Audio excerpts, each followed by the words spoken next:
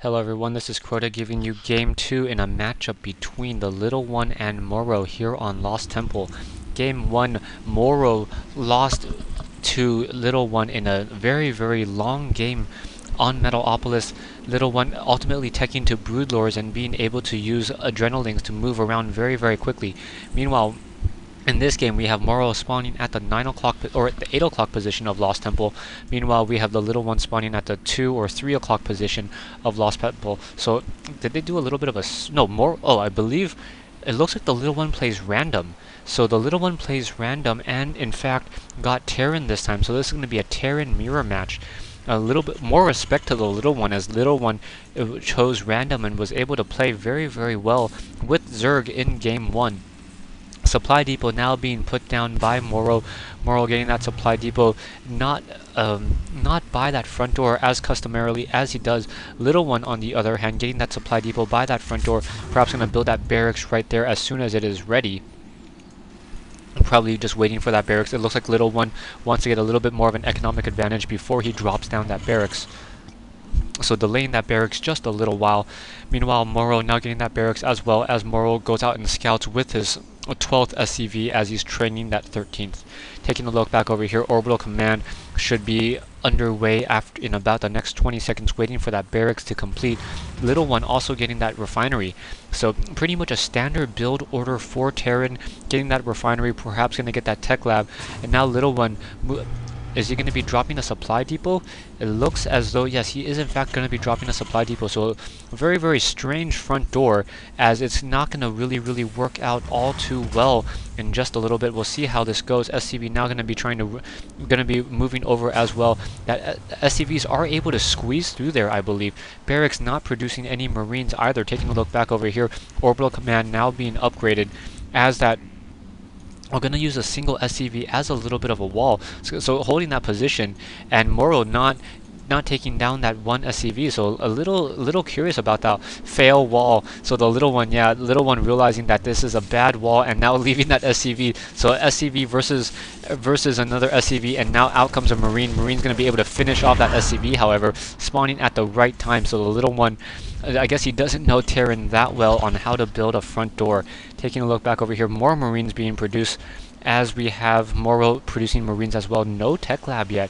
And taking a look, Morrow does not have a refinery and going for a fast expansion.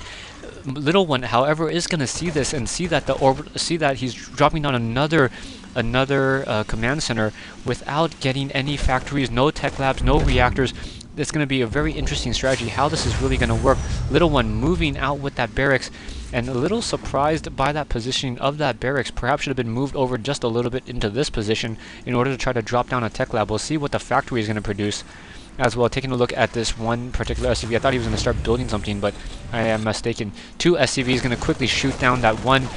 No, sorry, two Marines going to quickly shoot down that one SCV, as three Marines now going to go ahead and move out together. We have four Marines also capturing this Zelnaga watchtower, trying to give sight throughout the map. Little One now building barracks on this low ground in order to be able to perhaps deploy those units much more quickly. Also getting a siege tank and siege tech at the same time. Taking a look, Morrow finally getting a gas up and running, trying to get double gas, and then getting going for triple barracks. So Morrow really liking to use this barrack strategy in order to produce units. Morrow, however, may not have heard about the additional build time on these Marines. These Marines are going to take much longer to build, so he's not going to be able to mass them up nearly as efficiently as prior to this patch. Patch 6 that was launched, I believe, on March 26th. Siege tanks still being produced, siege tech nearing completion, as well as those Marines almost able to take down that SCV down to 27 hit points. Siege tank now going to be going ahead and roll on out and try to push on this particular expansion. Taking a look, finally getting the tech lab, and now still producing Marines. Really needs to start producing some siege tanks if he really wants to be able to counteract Little One. Marines going to be moving on out. Morrow, in fact, sees that there is that single Zelnaga watchtower, and those poor Marines going to get shot down. Single siege tank in position, and no, not quite in position, and gonna go ahead and try to move out. We have three SCVs in position to repair as well, so we'll see how this works.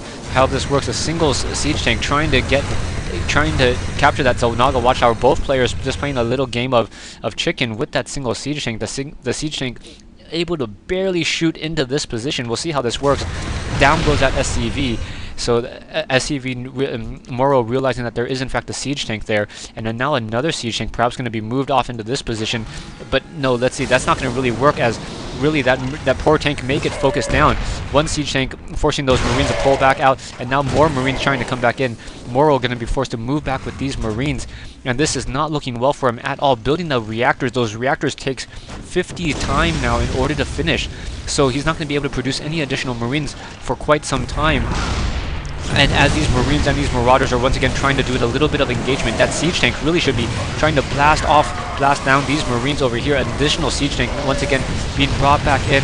Only one single SCV, and the SCV getting destroyed as well. Down goes that last mule, and that mule is still getting taken down. So siege tank gonna go ahead and move on to that front side. We'll see how this really works. The Marauder trying to take down that last siege tank, but a group of 4 Marines and a single siege tank may be able to win this game for the Little One. Little One just still microwing, trying to move back and forth. We have more units once again moving back out, and now we have a barracks being lifted off, and that barracks lifted off is in fact offering sight to Morrow's high ground, and that is definitely an advantage that Morrow cannot lose right now. Marines once again trying to come in, able to deal a fair amount of damage. These siege tanks, however, constantly not within range of anything. Little One looking to perhaps land this barracks right there as a little bit of a site to try to disrupt the army. Little One coming in with 4 Marines, and Morrow says GG. So wow, Morrow losing 2-0 to Little One, who was playing random here on Lost Temple.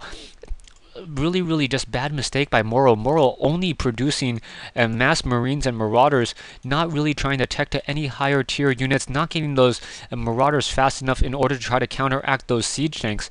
And as those Marines are now taking 25 time to build as opposed to a Marauders 30, so those Marauders probably would have been a better use of his resources and minerals in order to try to take down the rest of that siege tank army.